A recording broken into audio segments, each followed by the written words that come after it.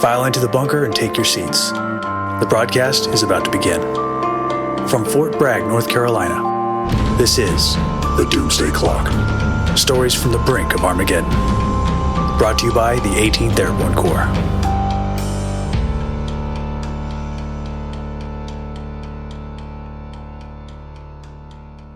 Welcome to this week's exclusive episode, episode 10 of the Doomsday Clock podcast, Putting People First. Today is a very special episode. Although we've released our regularly scheduled episode earlier this week with Fred Kaplan on Tuesday, we knew we had to share this with you. It was important enough for us to divert from our battle rhythm. Today is Thursday, February 25th, 2021. This might seem like an anomaly for us to cover a recent event. Typically, this podcast showcases our history, and in this week's episode, this is no exception, because the 18th Airborne Corps made history this week, as we welcome 7 who are among over 40 soldiers who submitted their ideas from across the Army to present their ideas on how we could improve our efforts to eliminate sexual harassment and assault in our Army. They were presented to a panel that included the 18th Airborne Corps leadership in our headquarters. Along with the 18th Airborne Corps leadership on this panel was a leader who is currently at the helm of a task force entrusted with advising the Army's most senior leaders on the initiative of combating and improving our SHARP program to put people first, which includes the intent to eradicate these very acts of violence in a newly commissioned task force. I am Matt Visser, filling in for Joe Buccino, and today I'm grateful to be joined by Colonel Jason Davis. Jason Davis is a graduate of the U.S. Army War College, a career Army aviator who, before his current role, worked in the Pentagon on the Army staff advising on aviation in the G357. He's commanded at the battalion and company level before recently being chosen to serve as the team lead for the Sexual Harassment and Assault Response and Prevention Program for the People First Task Force. Jason, welcome to the show. Thanks, Matt. Thanks for having me here. It's great to be back at one of my Army homes. I did spend 4.5 years at Fort Bragg back in my formative years. It was in the 1900s, though, so it's ancient history. But really great to be here and see that the 18th Airborne Corps continues to lead the way within the Army in innovative ways of getting ideas from the force, implementing them in small groups, and making them expandable writ large to help the Army. Where you're currently located as a team lead for the SHARP redesign under the People First Task Force, I believe the People First Task Force is something that's new for the Army, and it's something that our listeners are curious about what they're getting after in D.C. Could you tell me a little bit about what the People First Task Force is? The People First Task Force is really the Army headquarters effort to take all of the great things that the Army is doing in all of the Army commands and Army service component commands to put people first and integrate them into Army policies, Army programs, and make sure that they're long-term solutions to counter the 3 important corrosives right now, or the 3 most dangerous corrosives of sexual harassment, sexual assault, suicide, and racism and extremism. So as we work at the Army level to integrate and more formalize some of the great stuff that is going on at the unit level, Lieutenant General Brito, the Army G1, likes to talk about a field of blooming flowers that we're all over the Army. Can we cultivate those and really make them into Army-wide programs? And my role in particular in the SHARP program redesign team, I'm collecting experts. I am not an expert in the SHARP program, but what I am is a former commander who represents the force and the people who are going to have to execute the program once we get it out there. And we're really looking at ways of pulling good ideas from the force at all levels, all echelons. Good example today, the Dragon's Lair, pulling those ideas from junior leaders, some junior NCOs, lieutenants who have great ideas on how to improve the program, implementing them Army-wide, pulling out those nuggets, and making sure that we can make a difference as we change our approach to SHARP and really focus a lot on our prevention while also caring for victims in the process after an incident. Thank you, sir. That's an interesting concept that Lieutenant General Brito shared about the fields of flowers and how when you cultivate a garden, how it can spread quickly. So I think that's incredibly symbolic about what we're doing and the direction that our organization's taking with the task force and what you're currently working to redesign, but also what we're doing here at 18th Airborne Corps with the SHARP challenge that we presented, as well as with the innovation challenge through Dragon's Lair, which facilitates soldier-led solutions. You bring the perspective of a commander who's commanded the troops and the leaders that are responsible for enforcing sexual harassment and assault response and prevention program. But today you heard from some leaders, as well as some that have inherited the leadership or lack of leaders' involvement in the enforcement of this program. Could you talk to me some about what resonated with some of the ideas that you heard earlier this week in Dragon's Lair? Matt, nothing resonates like hearing the anger and pain of a victim and their frustration with the process.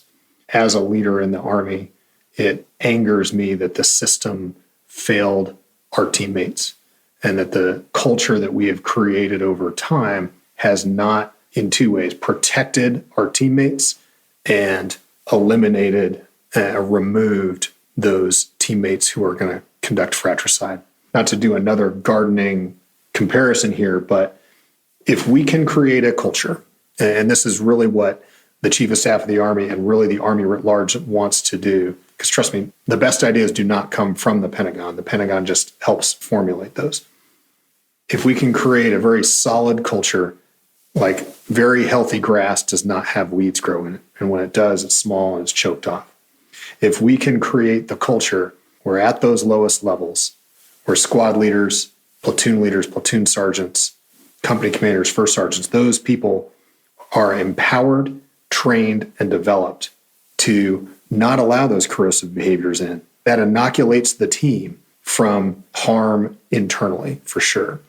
And so I think you'll see a stronger force come out of an effort that will focus on the development of those key leaders. One of the presentations that resonated that I think we heard from today was from Lieutenant Colonel Scott Stevens, who's a battalion commander currently in Korea, dialed in to present his idea at 1 a.m. And by the time it got to his presentation, it was about 3 a.m. But a thoughtful idea that talked about the level of thought that goes into a training exercise. When we look at live fire certification processes, why is it that this is something that we treat seriously, but we haven't aligned the resources or the time, frankly, in our cumbersome training calendar to allow for leaders to deliberately educate themselves before educating their soldiers and to certify along the way? And I was wondering if you have any thoughts on that, sir. Why haven't we? Because it's hard. Because it's uncomfortable. Because it deals with topics and ideas and just things that are not in our comfort zone. It is natural for people to do what they are used to doing. And we, as a force, we are used to put the range on the training calendar, schedule the land, certify the leaders, rehearse, execute, assess. And we default to that. And we owe it to our soldiers to get out of that comfort zone. At the Army level, we owe it to the force to set conditions for those leaders to be developed, to be able to have those uncomfortable conversations. And it is a hard thing to do, and that's why we have not done it well. So just one particular thing that was brought forward today for the certification process and training for leaders, but I know that you're working on some other initiatives that may or may not have been mentioned today. I know that within the panel, you had mentioned that there are quite a few of these initiatives with a redesign that's occurring in the Criminal Investigative Command or Directorate led by Major General Donna Martin, working hand in hand with those that are on your task force and the operational force that's going to be impacted by those moves and the redesign that they're going through to improve their processing. But I am somewhat curious, and I imagine that our listeners would be interested to hear some of the other initiatives that you may be working toward. Obviously, we understand that some of these may be pre-decisional, but for what you're comfortable and able to discuss with us, we'd love to listen, sir. Well, Matt, we're not involved in the CID redesign within the People First Task Force. The G3 Force Management Team, as well as the Office of the Provost Marshal General, has got the lead on that, and CID's Commanding General. But I can just tell you that the Army senior leaders have an appetite for change right now. The conditions are set for things that we thought that may be tough in the past to do. That established bureaucracy, the Army is a machine. It's hard to change. I think that there is an attitude now that is ripe for those changes. And I think that almost everything is on the table because we are realizing and internalizing our collective leadership failures. Like Lieutenant Colonel Stevens during Dragon's Lair today, he said, I am here because I have failed for 22 years to take care of my teammates. And you have to realize that. The first step in changing that culture in that organization is to acknowledge the need for change. And I would say that at the highest levels in the Army, there's an acknowledged need to change. I really appreciate you sharing that. I think that was such a powerful message that Scott Stevens shared, just to own that we have failed as leaders. I know that I've failed. And there are times, part of the reflective process, most likely for any leader that can allow for professional development, to reflect on decisions that he or she may have made, that they would have done better looking back on their career. I think that when you speak to the appetite of senior leaders in the Army, understanding that we need to change, we need to do better for our teammates. It was difficult to see a post recently out of senior NCOs that were at the Sergeant Major Academy at Fort Bliss, Texas, that went viral, discussing how these sergeants major would sharp someone so as to get the assignment that they want, putting someone under investigation. One of the leaders that presented today talked about the process of a flag. And she said the average, I believe it was for Fort Bragg here, for the flag process to get adjudicated was anywhere between 316 days to one of the leaders that she had when she was a platoon sergeant lasting over 450 days. That bars them from being able to attend their basic leader course, their advanced leader course, any of the NCOES components, and becomes a barrier for their progression while they're being considered during an investigation. And that flag is not just for a perpetrator, but it is also for the survivor in a lot of these cases when things are under investigation, causing the weaponization of SHARP to become an issue for the Army. And although that false reports are minor, they are a place of concern with reporting. And I was wondering if you could share some of those issues that you've looked into to eradicate this weaponization of the program. I'll answer the first portion of your question there on that text chain that was publicized on with senior NCOs making jokes or claims that they're going to get the assignment they want by making an allegation and having someone get flagged. Number one, we owe it as leaders, really, we just owe it as teammates and people to crush that comment the minute it comes up and then work continually to prevent people from thinking that's a great comment to make or it's a suitable comment to make. So you have to stop it right then and there and then work to build that culture that understands it's not acceptable and it's not the way we're going to go about it in the Army. Statistically, from some of the more senior program managers I've talked to, false reporting is like 2%. It's of the claims. So you have to think of the claims that aren't made. So that makes the number super small. And we need to focus our framing of things, of this unwarranted fear of false reports. Remember, an unfounded report is not a false report. Maybe there was not enough evidence. That is not a false report. Those are still reports. Those are still, valid complaints that need to be investigated, treated seriously, and the victim needs to be listened to, cared for, and the subject needs to be addressed administratively for a while. I can't predict what the changes could be to any sort of administrative actions when it comes to investigations. I think the goal is to have investigations be done as efficiently as possible. And when I say efficiently, I'm talking about speed, but really it's about being fair to the victim and to the accused so that they're not both in a state of limbo for so long. And I think that all throughout the chain in the CID realm and in other realms, there's an effort to ensure we get that right and we get it done in a way that protects the victim, takes care of them, keeps them on track in their career, and then holds the subject accountable when the investigation shows that they need to be held accountable.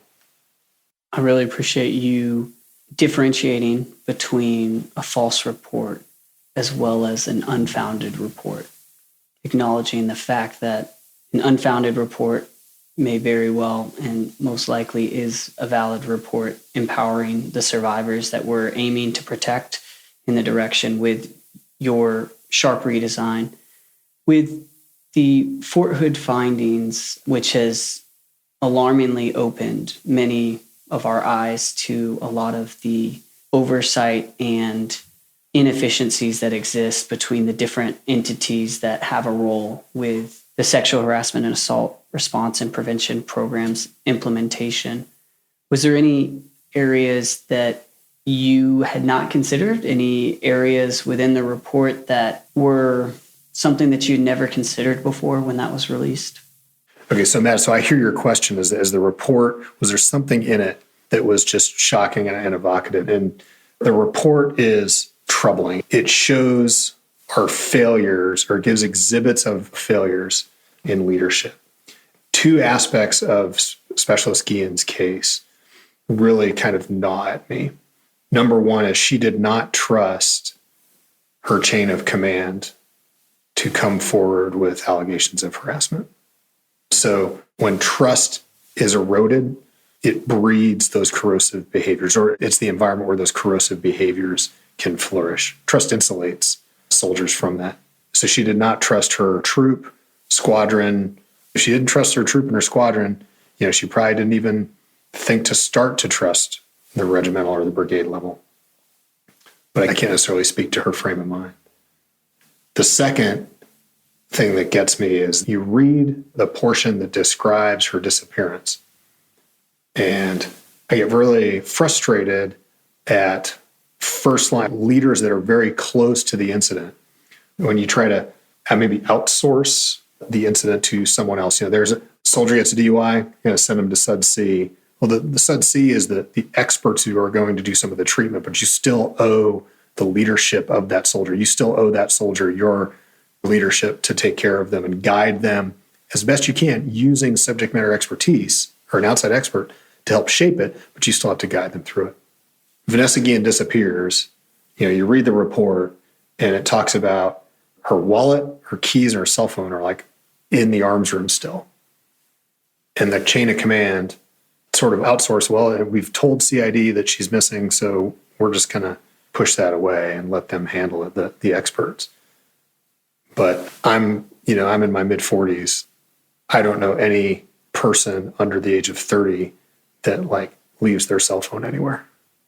So that right there, that's just knowing your soldiers, knowing their needs, knowing their habits, how they want to do things, knowing their goals and helping them get there.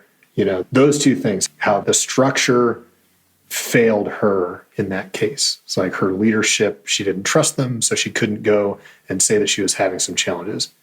As for her disappearance, after the fact, there was some leaders that said, and again, obviously I've not read the full 15-6 on that chain of command, so I'm not trying to prejudge squadron or higher. I'm just saying that the disappearance and then the kind of outsourcing of a problem, it was caught in that report. And I think that is something that we can take to go against the other corrosives within the task force. How do we develop leaders at squad, platoon, company? How does the Army enable TRADOC and other Army commands to develop leaders that understand their limitations, like kind of know when they can take care of it at their level, and then know which experts to ask for advice. But remember that advice, you're still deciding on it as the leader. You're not just outsourcing it to the drug and alcohol counselor or to behavioral health. I'm not asking them to be every company commander or first sergeant needs to be a clinical psychologist,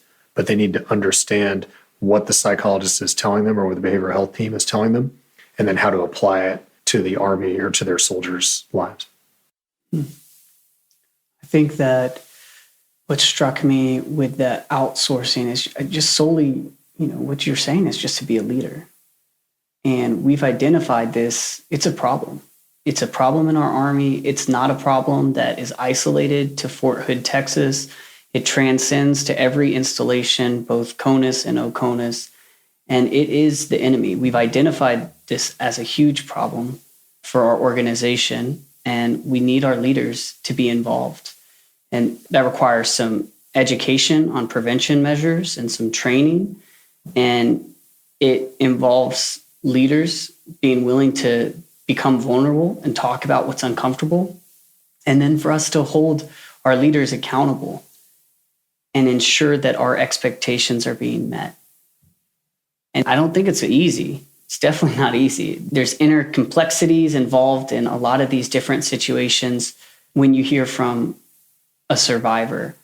But us just having the conversation, I think, is not enough. But we are developing solutions for the difficult problem set that we face. We've recently changed procedures across the Army on reporting. So if a soldier goes AWOL previously, that company first sergeant or commander, they go to their S1 and they say, within this certain amount of time, this soldier is absent without leave, or, we have a soldier that failed to report.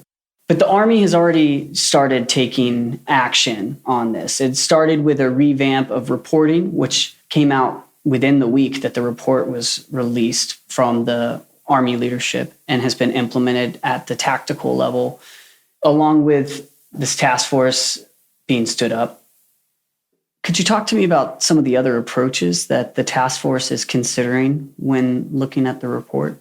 So really, I'll take that question, Matt, and I'll break it down into kind of training and education. So obviously, it's a tired comment. You train for the known, you educate for the unknown. So really, the training is to build awareness of existing requirements. What are the post-incident things you have to do? Do we refine those, like the change that came out of the Fort Hood report on reporting duty status, the change in that process? That's kind of a training thing. Then the education is really focused on how do we build leaders at all levels, all echelons. How do we educate leaders to understand the environment? How do you shape your soldiers' understanding of what's going on with the unit? It goes back to trust, as we talked before. Do they trust when First Sergeant says next week you're going to get off on Tuesday at 1500 because we've got this plan and go get some family time? Do they trust that that's going to happen? Do they trust that when the leader does say, we have planned for X, but reality has changed and we're going to do Y, we're going to change the plan? Do they trust that that leader has done what they can to mitigate the impacts of the things that are truly out of their control? Right? Task, conditions, and standards. Well, did we change the task? Did we change the condition, or did we change the standard? Because we all have to be, it's three pieces of that pie. So how do we educate leaders to explain that to their soldiers and truly lead them through something that they might not like or might not understand the purpose of the time? So how do we train them, or how do we educate them to lead their soldiers through that? Difficult issue to solve. If it was easy, we wouldn't have the problems we have, right? That's right. There was a virtual reality idea that was brought forward using VR technology with goggles for different scenarios where you could be the perpetrator, the survivor, or a bystander. An interesting concept, 40 minutes within the different training scenario, and then 20 minutes for that leader to deconstruct it with a small group, no more than 20 people. That was one thing that was being considered by you while you were on the panel earlier this week, and some of the other leaders. Do you have any thoughts on using VR to help get against that problem set? Well, it's definitely one of the ways the Army could go into that training and education. the VR, that path or that idea, great presentation and well-researched. I think that helps the Army show our members, our teammates. It'll help them understand other perspectives and other points of view. I would challenge you to find any leader in the Army, platoon sergeants and above. I challenge you to find any of them that would say, yes, I'm a predator. They'll never say that, yet the people who have committed those offenses, maybe some abusive sexual contact or those sorts of assaults or harassment, many of them to this day maybe will say, like, I'm not a predator, but they are, because they don't understand how they're perceived and the perceptions of others. And I think that things like that VR training could help soldiers and our teammates understand the perspectives of others a lot better than they do now. A powerful way to really see and to experience it that soldiers are using these days. So it'd be interesting to see if we could align resources against some training that would be effective. That was a great presentation. One of the things about that presentation, though, that kept getting brought up by the finalists and then for really within the 40 ideas was prevention. It's an area that we often neglect that is within the SHARP acronym, but often leaders within our own formations don't know that it's part of the acronym and then what their role is in that behavior. So I'm wondering if there are any statistics that you've looked at from bystanders and if there's any way that we can improve education solely for them, or if there's any isolated data points that you could share with us. The data I'll share regarding prevention, or at least the things that I've seen that come to mind pretty quickly. I think in the civilian world or the private sector, 80% of funding or effort goes to prevention and 20% to response. And we're almost the inverse of that in the military. And don't quote me on those numbers, but it's a large chunk to prevention outside the military, smaller chunk to response, and we have inverted that. And we have all this effort toward response. And I'm not saying there's no effort to prevention, but it is definitely the minority there that we have shrunken the prevention, the assets or the funding that we put to that. And so in the redesign, you have to look at ways to weight prevention. And that's where a lot of our energy is right now, is how do we create that culture that we talked about earlier, that strong grass, the strong root structure, the strong team, a cohesive and diverse and inclusive team that values all of its team members the same and doesn't exclude people. That group is going to deflect corrosive behavior and it's going to prevent it. And so if we can get to that, I think that we'll find more success. We're more cohesive. Yeah, much more cohesive team. So I really appreciate you joining us today on the show. I wanted to give you an opportunity to share if there's anything that we didn't get around to discussing with our audience. So I'd say, Matt, the people listening out there, ask yourself what you're doing to change your environment, the thing that you control. If you're a team leader in the 10th Mountain Division, if you are just a rifleman in 3rd ID, if you are a proud Rakkasan or something like that, wherever you are you valuing the input of all of your teammates? Are you trying to understand their perspectives? And are you taking care of their needs? The most junior soldier still can take care of others, and it's not just a leader's role. So wherever you are, your sphere of influence, how are you trying to bring everyone together and treat all of your teammates with equal value? Wow. Powerful question that allows for you to resonate. Thank you so much for being with us, Jason, and I really appreciate your time. For our audience out there, please engage and follow with the podcast, and we'll be back next week on Tuesday with another episode of the Doomsday Clock. I'm Matt Visser. Thank you.